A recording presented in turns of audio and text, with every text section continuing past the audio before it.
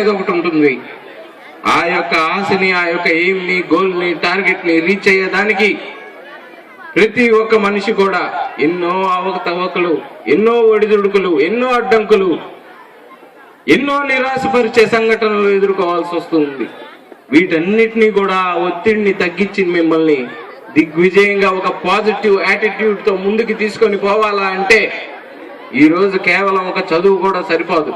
వాటితో పాటి ఖచ్చితంగా క్రీడలు కూడా మీకు ఉండాలి అని చెప్పి కూడా మనం చేసుకుంటూ ఉన్నాను.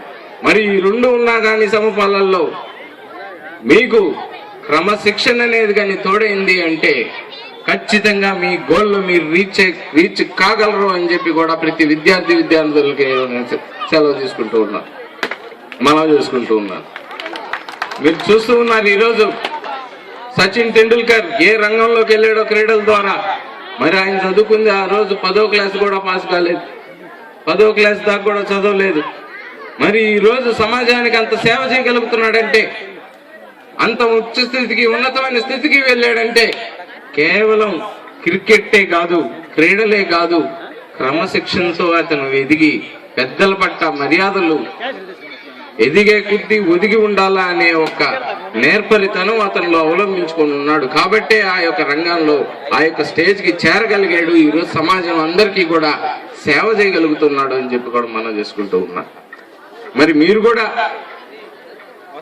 ఎందుకు కాకూడదు? ఒక అబ్దుల్ కలాం ఎందుకు కాకూడదు? ఒక సచిన్ టెండూల్కర్ ఎందుకు కాకూడదు? సైంటిస్ట్ రంగాలలో ఉన్నతమైన స్థితికి మీరెందుకు చేరకూడదు అనే ఒక కసి ప్రతి విద్యార్థులకి ఈరోజు ఉండాల్సిన అవసరం ఎంతైనా ఉంది. మీరు చూస్తూ ఉన్నారు, ఇప్పుడున్న విద్యార్థులు, ఈ జనరేషన్ లో ఉన్న వాళ్ళు నిజంగా చాలా అదృష్టవంతులు. మా జనరేషన్ తో పోల్చుకుంటే, మా పెద్దవాళ్ళ జనరేషన్ తో పోల్చుకుంటే మీరు నిజంగా చాలా అదృష్టవంతులు. ఎందుకంటే ఈ స్కూల్లో 1వ క్లాస్ నుంచి 8వ క్లాస్ దాకా ఉంది. 8వ క్లాస్ వచ్చేదాకా మేమైతే సెల్ ఫోన్లు అనేవి ఉంటాయని మాకు తెలియదు, ఇంటర్నెట్ అనేది ఒకటి ఉంటుందని మాకు తెలియదు. దాంట్లో గూగుల్ని కానీ సెర్చ్ చేస్తే మీకు ప్రపంచాన్ని మొత్తం మీ గుప్పిట్లో చూడగలరు అని చెప్పి ఆ యొక్క కార్యక్రమం ఉందని కూడా మాకు తెలియదు. మరి టీవీలు పెడితే ఇన్ని సైన్స్ సంబంధించిన కార్యక్రమాలు ప్రత్యక్షమవుతాయనే విషయం కూడా మాకు తెలియదు. ఇప్పుడు ఉంటున్నారు మీరు చిన్నప్పుడు 1వ క్లాస్ నుంచే మీకు అన్నీ కూడా దగ్గరికి మీ కళ్ళకి అత్తుకునేలా మల్టీమీడియా కానీ, ప్రెస్ మీడియా కానీ, అదేవిధంగా ఇంటర్నెట్ కానీ, ఇవన్నీ కూడా ప్రతి సామాన్యుడికి ఈరోజు చేరువవుతూ ఉంది అని చెప్పి కూడా మనం చేసుకుంటూ ఉన్నాం. చూడండి, ఎంత చిన్న పిల్లవాడు, ఇంకా ఎల్కేజీ కూడా చేరుంటాడు పాపం. ఆ పిల్లోడు ఆ యొక్క ఆండ్రాయిడ్ సెల్ ఫోన్